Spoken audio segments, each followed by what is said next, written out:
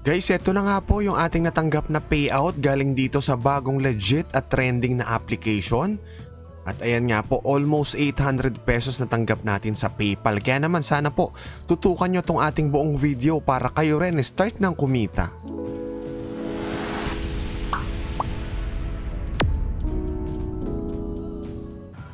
Dito po sa Rocket Media TV, nag-share tayo ng iba't ibang tips kung paano po kikita online gamit ang ating cellphone at kahit tayo po ay nasa bahay lang. Kaya naman, sana po ay mag-subscribe na kayo rito sa ating channel para updated kayo palagi kung paano po kikita online.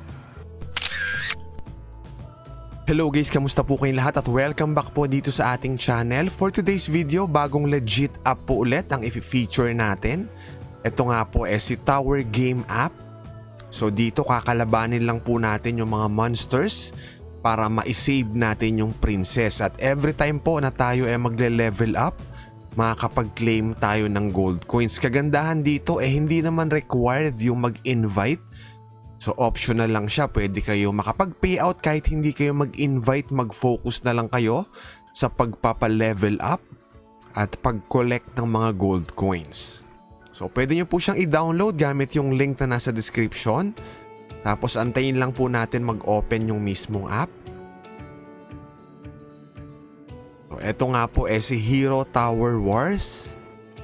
So meron silang mini guide dito. So kailangan lang po natin kalabanin yung mga monsters para ma-save natin yung ating princess.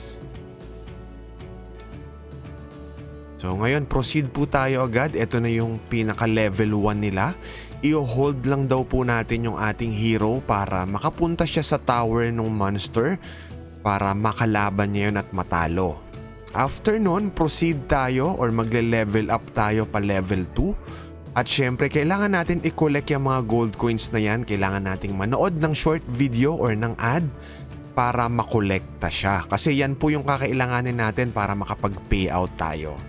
Ngayon yung mga tab dito sa ibaba, silipin muna natin sila isa-isa. So unahin na po natin guys yung skin. Mapapansin nyo, pwede nyo pong i-upgrade yung skin or yung armor ng inyong hero. So merong mga libre dyan, manonood lang tayo ng ad. Meron din pong merong bayad. Halimbawa, ayan, 10,000 gold coins. Yung sa Squid Game na costume. So ayan po yung mga skins, pwede namang yung free lang ang i-avail nyo para ma-upgrade nyo po yung inyong armor. Sa cash out naman, i-next natin. So dito po, PayPal ang payout method. 99,000 gold coins ang kailangan nating ipunin para po sa 3 USD or $3 na payout sa PayPal. Meron din pong 5, 10 at $15. So dito kagandahan po, libre lang siya. Libreng app, kailangan lang natin magpa-level up, tapusin yung mga task, isave yung princess at makapag-collect ng gold coins. Kagaya po nung binanggit natin kanina, optional lang yung pag-invite dito. Siyempre kung gusto yung mas mapabilis yung pag-payout, pwede rin kayong mag-invite ng friends for additional gold coins na makokolect nyo as reward. Tapos wag nyo rin po guys kalimutan mag-input ng referral code dito para maklaim nyo yung additional 1,200 na gold coins. Pwede nyo pong gamitin yung referral code na nasa description or kaya naman ilagay nyo yung referral code nyo sa comment section para magamit po ng mga viewers natin. So, pang-apat yung pong spin. So meron silang paruleta rito kung saan hanggang 1,000 gold coins ang pwede nyong makuha. Everyday meron pong 10 attempts para makapag-spin. So every spin, kailangan nyo lang manood ng advertisement ulit para makuha nyo yung gold coins na reward. Tapos panghuli guys ay yung sa offer wall kung saan may mga task pa po na pwede nyong gawin. Like pag-answer ng mga survey. So andyan po yan sa offer walls. Siyempre hindi naman tayo dyan magfo-focus. Magfo-focus po tayo dito sa pagpapa-level up, sa pag-save ng ating princess at pag-collect ng gold coins. So currently nasa level 2 na tayo. So idadrag natin ulit yung ating hero papunta sa tower ng kalaban.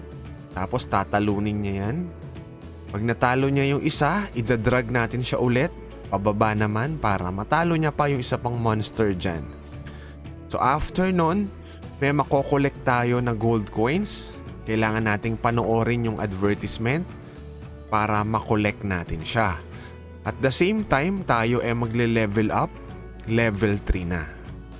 So ganun lang po ulit. Syempre, habang tumataas yung level natin, mas humihirap yan. So mas tumataas yung tower na kailangan nating matalo na kalaban. So 386 gold coins ang pwede nating makuha. Manonood lang tayo ng short video or ng ad.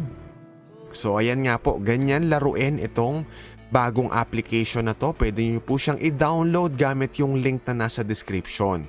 Ang minimum para makapag-payout ay 3 USD, 99,000 gold coins po ang kailangan nating ipunin. So guys, yung payout proof na naipakita natin kanina, 15 USD na payout yan or almost 800 pesos. Imagine nyo, libre lang galing dito sa bagong release na application. So sana makatulong sa inyo. Maraming salamat guys sa panonood. Kita-kita tayong muli sa next video.